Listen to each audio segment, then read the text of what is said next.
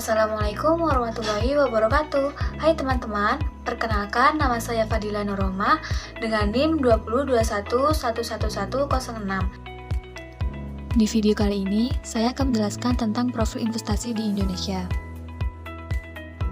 Adapun beberapa pembahasannya yaitu definisi, konsep, dan peraturan penanaman modal di Indonesia, kemudian perkembangan modal dalam negeri dan asing, kemudian investasi portofolio dan syariah di Indonesia, dan yang terakhir peluang dan tantangan. Definisi penanaman modal di Indonesia, yakni berasal dari bahasa Inggris investment, yang artinya tindakan pelimpahan dana dengan tujuan melakukan usaha dan mencari keuntungan.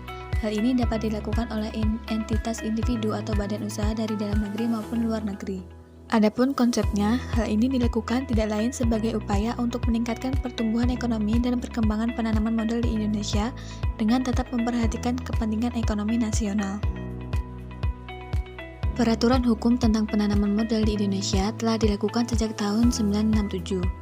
Dalam Undang-Undang Nomor 1 Tahun 1967 tentang penanaman modal asing, Undang-Undang Nomor 6 Tahun 1968 tentang penanaman modal dalam negeri yang kemudian diperbaharui dengan Undang-Undang Nomor 11 Tahun 1970 tentang perubahan dan tambahan Undang-Undang Nomor 1 Tahun 1967 dan Undang-Undang Nomor 6 Tahun 1968. Terakhir dirubah dengan Undang-Undang Nomor 25 Tahun 2007 tentang penanaman modal.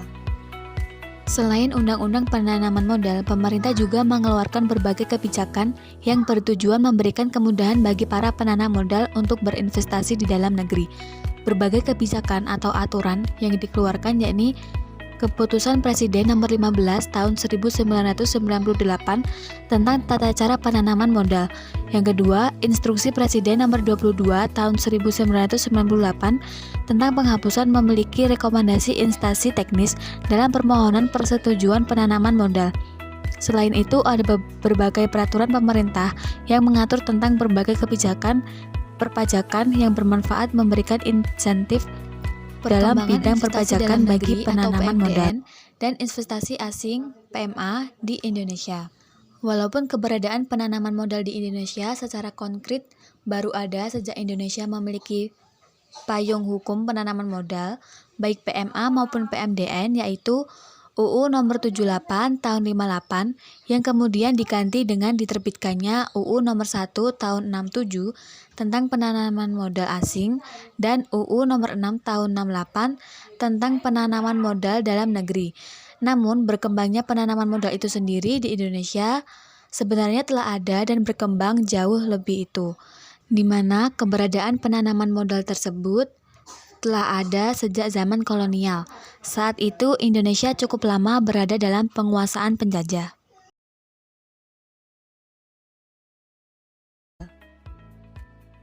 Investasi portofolio adalah kumpulan aset investasi milik individu, lembaga keuangan, perusahaan maupun manajer investasi.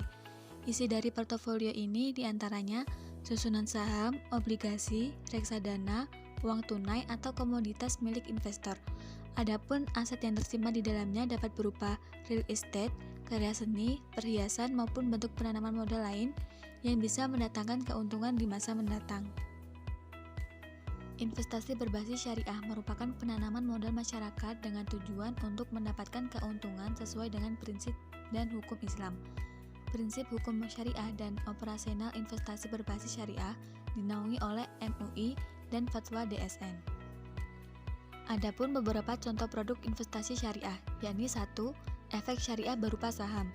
Konsep saham merupakan konsep kegiatan musyarakah atau syirkah, yaitu penyertaan modal dengan hak bagi hasil usaha.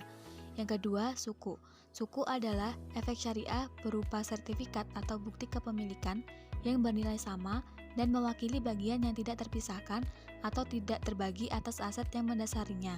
Yang ketiga, reksadana, yakni salah satu wadah investasi kolektif yang dikelola oleh manajer investasi dengan cara menginvestasikan dana kelolaan ke efek syariah, berupa saham syariah, suku, atau instrumen syariah lainnya.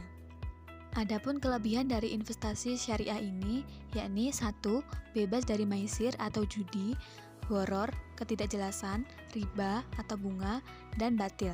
Yang kedua, mengandung nilai sosial. Maksudnya adalah investasi syariah dapat berfungsi sebagai penggerak untuk meningkatkan kualitas ekonomi dengan cara mengurangi jumlah pengangguran yang ada. Yang ketiga, manajemen sesuai syariat Islam, yakni dengan menggunakan syariat dan nilai Islam.